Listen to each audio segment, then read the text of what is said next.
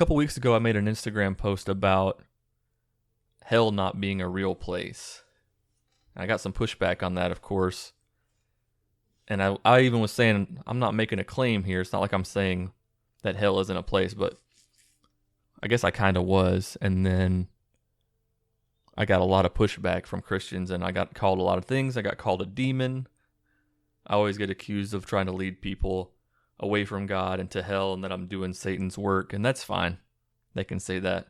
But I know that even when I post stuff like that sometimes, that it might trigger some people. And I don't mean to do that. You know, people who have not left Christianity or are still maybe hanging on to it a little bit, or those who haven't been out of it for that long. The fear of hell is probably still real in a lot of those people. And the last thing that I mean to do is to bring that fear back up to the surface. So I thought I would do a podcast episode talking about 5 ways that you can get over the fear of hell if you still have it. Because I know when I walked away from Christianity, which was 2010, around 2010, that fear of hell still lingered for a long time. Even though I was like, I'm pretty sure that there's not a God, it still terrified me to think, what if there's a God? What if I'm wrong? And what if I do end up going to hell? What if me just using my critical thinking skills is actually pushing me further away from God? And so, yeah, that fear is real as fuck. That fear is something that keeps many people from ever leaving Christianity to begin with. I don't think that everybody becomes a Christian out of fear. Some do. But I do think that many people remain Christians out of that fear. The fear of eternity, eternal life, eternal punishment. I think that fear keeps a lot of people clinging on to Christianity longer than they would if they didn't have that fear. When you're told, hey, that you're going to burn forever if you don't believe the words in this book, it's terrifying. It's especially terrifying for kids. Yet parents expose them to that kind of stuff. Tell them those things. They let them sit in the church services where the preachers are talking about burning for eternity. And when you're a kid, that stuff's going to get ingrained in your head and just stay there. And it's going to be hard to dig it out. It's going to be hard to eventually dismiss it as untrue. In Christianity, God can convict you of thought crimes. You know, if you lust, that's equal to adultery. If you hate, it's the equivalent of murder. I mean, these are the words of Jesus in the book of Matthew, you know. And then Matthew 7:21, not everybody who says to me, Lord, Lord, is going to enter into the kingdom of heaven. That stuff is terrifying. So if you don't actually physically shit your pants, you'll at least be too scared to really question things. And so you remain clinging on to that faith. According to openbible.info, there are 100 verses in the Bible that talk about hell or eternal punishment. That's a lot. That's a whole lot. So I'm going to give you 5 tips that I think can get you over the fear of hell if you still have it. These worked for me. They might not work for everybody, but you know, I'm still, even though I'm an atheist and have been for a decade, there are still times where those fears creep into my head. What if I've just been blinded? You know, what if these people are right? What if somehow I've just missed all this and they really are right and I'm going to end up in hell? But then I think back to these tips. So I'm going to share them with you now. Number 1, realize that the only reason you believed in hell to begin with was indoctrination. None of us would grow up believing that hell was a real place unless we were told that by somebody else. And I guess technically you could say that about a lot of things like gravity or, you know, anything else in science. You could probably say the same thing, like we wouldn't believe that unless we were told, but those things can be scientifically proven. That's the difference. Hell is just something that was made up something that was written by people thousands of years ago. If the fear of hell wasn't implanted in your mind as a child because an old book says so, you wouldn't believe it. So people grow up believing it, and then they teach that to their kids, and then they teach that to their kids, and they teach it to their kids, and so on. So that's number one. Realize that the only reason you believed in hell to begin with is indoctrination. Number two, understand that all we know and all that has been proven is in the natural world.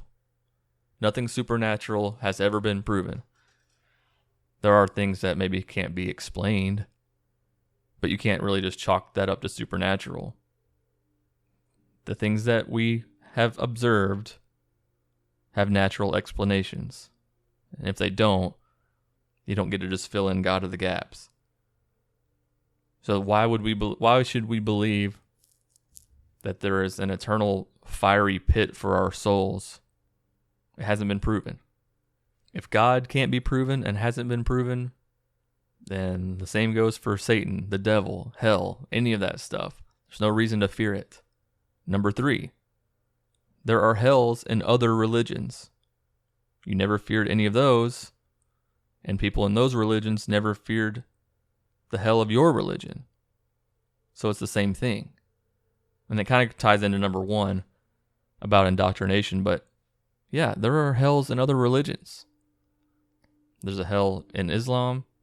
There's a hell in Hinduism.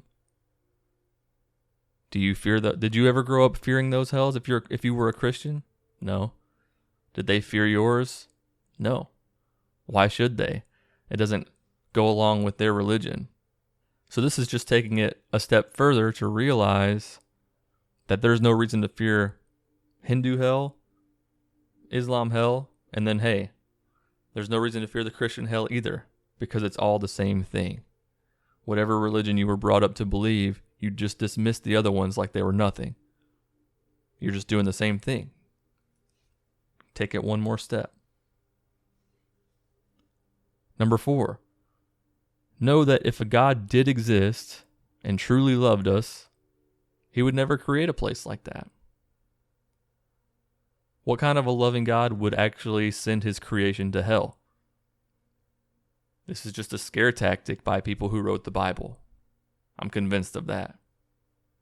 What is the justification for us committing finite crimes on earth and getting punished for eternity? I lusted, I sinned, whatever. I hated somebody, so I'm going to get tortured forever because of that? Or eternally separated from God because I made a few mistakes? It doesn't make any sense. No loving God would do that. And you know, there are people who claim that they died and came back, that they've been to hell or that they've been to heaven, they've seen God and they came back. That leads me to number 5. The people who claim that they've been to hell and back are only pulling those thoughts from their subconscious, indoctrinated minds. Those thoughts of hell, those visions of the devil and flames and God that we see in movies, on social media, in books, and that have been told throughout thousands of years. Those are in our subconscious minds. And so, of course, the people who have accidents or overdose or whatever, their brains are already being impacted anyways with that trauma of what happened to them. And you combine that with the things that they were indoctrinated with and dwell in their subconscious mind. That's why they see these things. That's why they say that they've met Jesus, that they've been to hell and back. That's all it is. So there's no reason to fear. So just remember that if you start to go down that road in your mind of, what if they're right? What if I'm wrong? What if God really is real and really does want to punish us? Just try to go back to this list. And I'll put it over at jesusunfollower.com/hell. And watch other videos too from people who think the same way.